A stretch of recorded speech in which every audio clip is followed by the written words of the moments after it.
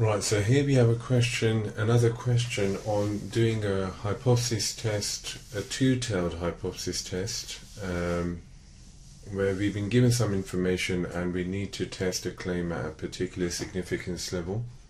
So, reading this question, Agnetha has discovered that the carrots she grows have a 25% chance of being longer than 7 centimeters. She tries a new type of fertilizer, and in a random sample of 30 carrots, 13 are longer than 7 centimeters. Agnetha claims that the new fertilizer has changed the probability of a carrot being longer than 7 centimeters, and we need to test the claim at the 5% significance level. Right, so again, we're going to start off by defining what it is that we're measuring. So x equals number of carrots longer than 7 centimeters.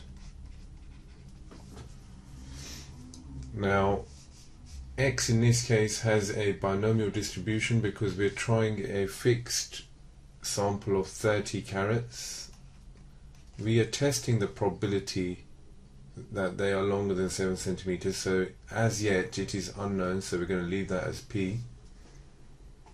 We are going to define our null and alternative hypothesis. So H0 is, as things were, she reckoned she had a 25% chance of being longer than 7 centimeters. So P is equal to 0.25. H1, she's tried a new type of fertilizer and she thinks that the new fertilizer has changed the probability. So it hasn't increased nor has it decreased, it's simply changed, so we can say that the probability is different now from 0.25. So again, this is a two-tailed hypothesis test. Our original level of alpha was 0.05, but again, as you've seen in the last video, for a two-tailed test we need our new alpha to be half the level. 0.025 is what we're going to compare it to, and the observed number of successes, the observed number of carrots longer than 7 centimeters in this sample of 30 carrots is 13. So our observed number, or our test statistic, I spelled that wrong, sorry about that, is equal to 13. So here, because it's a two-tailed test, I'm going to work out two probabilities. The probability that x is less than or equal to 13, and here we're going to work out the probability x is greater than or equal to 13.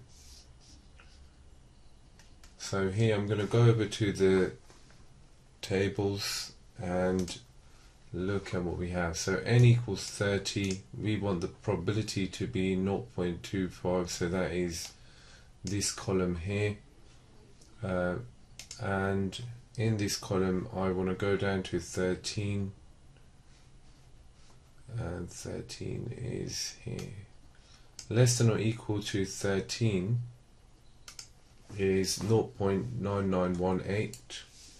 So this is 0.9918, and over here I won't be able to work this out directly, so I'll do 1 minus the probability that x is less than or equal to 12, which is the same as 1 minus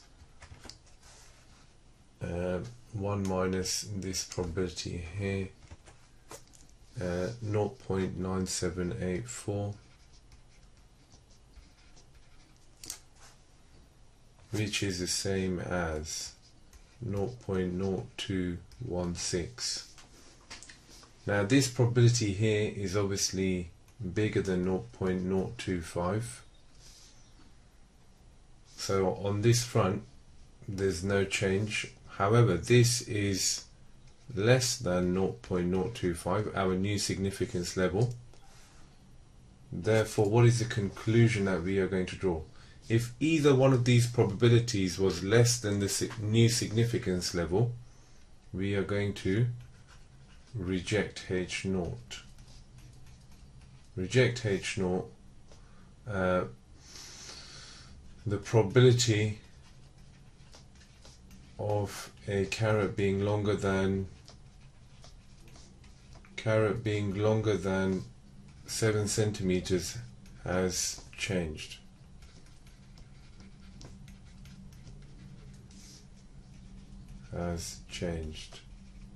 Or any words to that effect. You could have said there is evidence to suggest the probability that a carrot is longer than 7 centimeters has changed as well.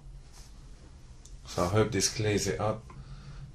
Whenever you compare the probabilities, you work out if either one is less than your new significance level for a two-tailed test, then you are going to reject H0. Thank you for watching.